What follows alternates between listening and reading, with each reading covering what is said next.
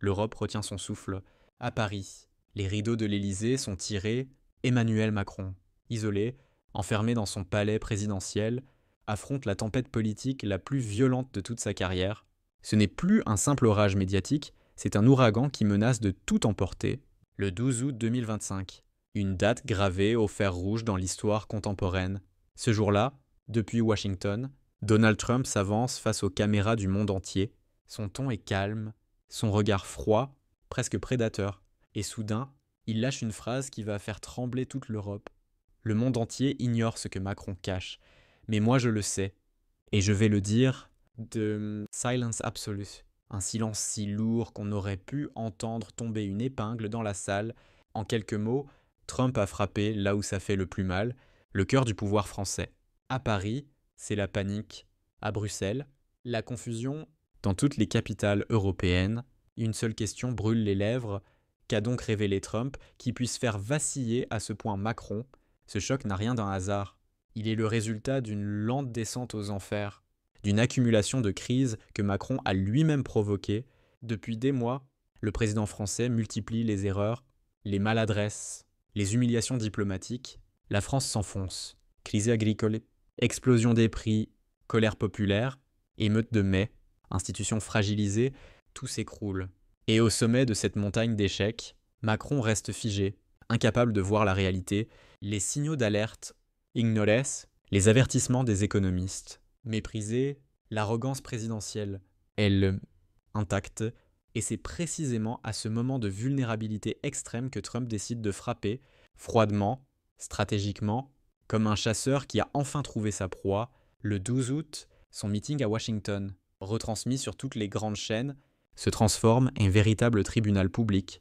Trump ne vise pas seulement Macron, il attaque tout un système, tout un continent. L'Europe, dit-il, a été trahie de l'intérieur. Une phrase comme une déflagration. À Paris, les conseillers présidentiels blêmissent. À Bruxelles, on se renvoie la balle.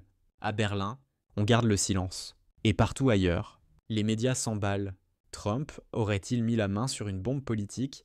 Le contexte rend tout cela explosif, car quelques jours auparavant, Macron venait d'essuyer une série d'humiliations publiques. Le 7 août, à Bruxelles, Giorgia Meloni et Viktor Orban l'avaient défié en pleine réunion. La France n'a plus de voix en Europe, lâche Orban, devant des caméras hilars. Le 9 août, Marine Le Pen enfonce le clou. Macron a vendu la France à Bruxelles. Chaque mot devient un coup de poignard. Le décor est planté, un président isolé, un pays à bout, une Europe divisée, et un Trump prêt à tirer. Pourquoi maintenant? Pourquoi cette attaque au cœur de l'été? Parce que tout s'aligne. La France chancelle, l'Europe s'effrite. Macron n'a plus la moindre crédibilité. Le 6 août, les chiffres de l'INC tombent, Inflation Record, prix du carburant en flèche, pouvoir d'achat en chute libre. Le 10 août, les agriculteurs bloquent les routes, les marchés se vident, la colère gronde. Et pendant ce temps, Ursula von der Leyen reconnaît à Strasbourg que l'Union traverse sa plus grave crise de confiance depuis 20 ans. Et puis arrive Trump. Trump, le maître du timing, le provocateur suprême. Il ne dénonce pas un homme, il expose une vérité gênante. Ce que cache Macron, c'est la faillite du modèle européen. Cette phrase, c'est une balle tirée en plein cœur de l'Élysée. On tente de la censurer, mais c'est trop tard. Le monde entier l'a entendue. Dès le lendemain, Bruxelles tourne la page. Viktor Orban jubilé, Meloni savoure sa revanche. Macron hors jeu. Titre la presse hongroise. En Italie. Meloni isole Macron. Puis, le 14 août, Rome refuse de signer le plan européen sur les migrants. La réplique de Meloni est cinglante. Que la France assume seule ses promesses. C'est la gifle ultime. Macron n'est plus qu'un roi nu, sans autorité ni allié. Même Berlin se détourne. Le 10 août, le ministre allemand des Finances annonce le renforcement du partenariat germano-américain au sein de l'OTAN. Reléguant Paris à la périphérie, la France décroche. Titre la presse allemande. L'humiliation est totale. Et le 15 août, à New Delhi, c'est la débâcle. Alors que Macron tente de sauver la face lors du sommet mondial, l'Inde signe un accord commercial avec l'Allemagne et l'Italie. La France, elle, est exclue, effacée. Dans les coulisses, des témoins parlent d'un Macron brisé, les larmes aux yeux, découvrant qu'il n'est plus rien. Macron en larmes. Titrant les journaux étrangers, le symbole est terrible, celui d'un président jadis triomphant, devenu l'ombre de lui-même. Pendant ce temps, Ursula von der Leyen tente désespérément d'éteindre l'incendie. Nous traversons une crise de confiance. Mais le mal est fait, l'Europe entière s'éloigne de la France, de Dublin à Varsovie. Un message circule. Macron n'est plus un pilier, mais un fardeau. Et tout cela, rappelons-le, avant même que le secret de Trump ne soit révélé, le simple mot secret suffit à déclencher un séisme politique sans précédent. Le 12 août 2025 restera comme la date où tout a basculé, le jour où le masque est tombé, le jour où Emmanuel Macron, le président jupitérien, a cessé d'incarner la puissance, pour devenir le symbole d'une Europe à genoux. Tout commence par un murmure, puis ce murmure devient un grondement, un rugissement planétaire. Le secret évoqué par Donald Trump le 12 août 2025 n'était pas un simple coup médiatique.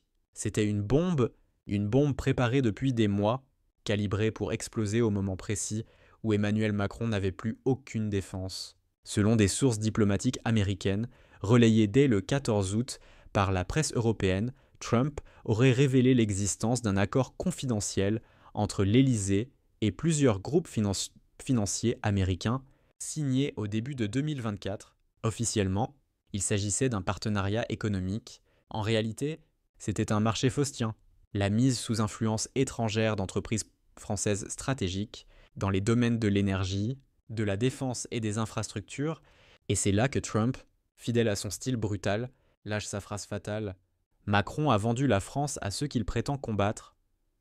Le choc est total, les caméras s'affolent, les rédactions s'enflamment. Et à Paris, l'Élysée plonge dans un silence glacial. Pas de démenti, pas d'explication, rien. Ce silence devient un aveu. Les jours suivants, les rumeurs explosent.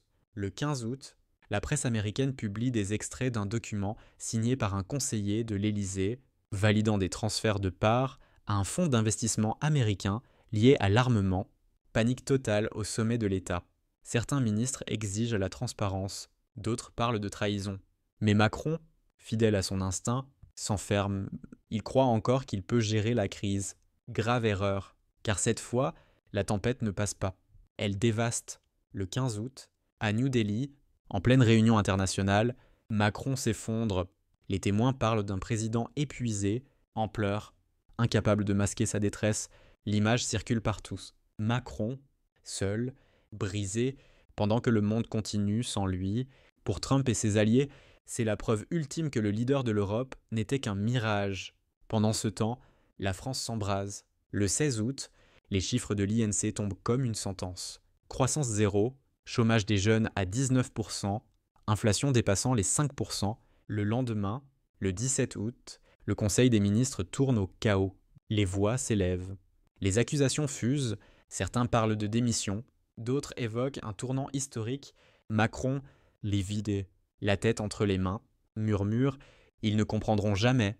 Mais dehors, le pays, Louis, comprend très bien et il n'en peut plus. Le 18 août, une marée humaine envahit Paris. Agriculteurs, enseignants, ouvriers, policiers, étudiants tous ensemble. Les Champs-Élysées deviennent une mer de colère. Des pancartes brandissent un seul mot, démission. Les images font le tour du monde. CNN, BBC, Al Jazeera, tous montrent un peuple français en révolte. La France, ce pays qu'on disait ingouvernable, bascule dans la fureur. Et au milieu de ce chaos, Trump frappe encore. Sur son réseau Truth Social, il écrit « J'ai dit la vérité, et maintenant, le peuple français la voit. D'où chaque mot est une blessure, chaque publication, une humiliation supplémentaire pour l'Élysée. » Le 19 août, Ursula von der Leyen tente de calmer le jeu à Bruxelles. La stabilité de la France conditionne celle de l'Europe, mais personne n'y croit plus. L'Allemagne et l'Italie se préparent déjà à un scénario sans pari.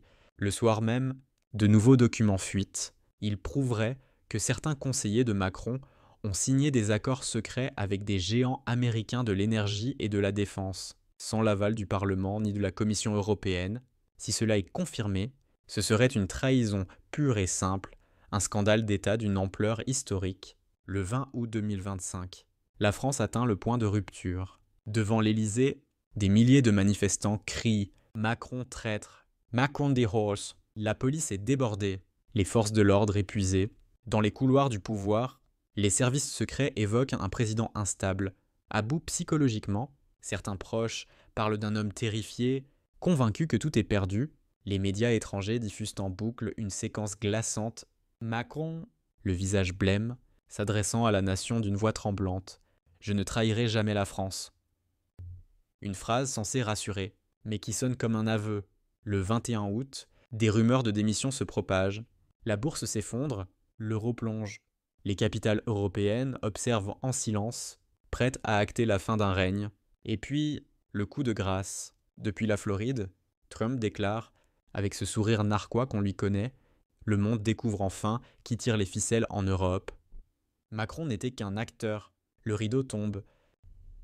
Oui, le rideau tombe brutalement.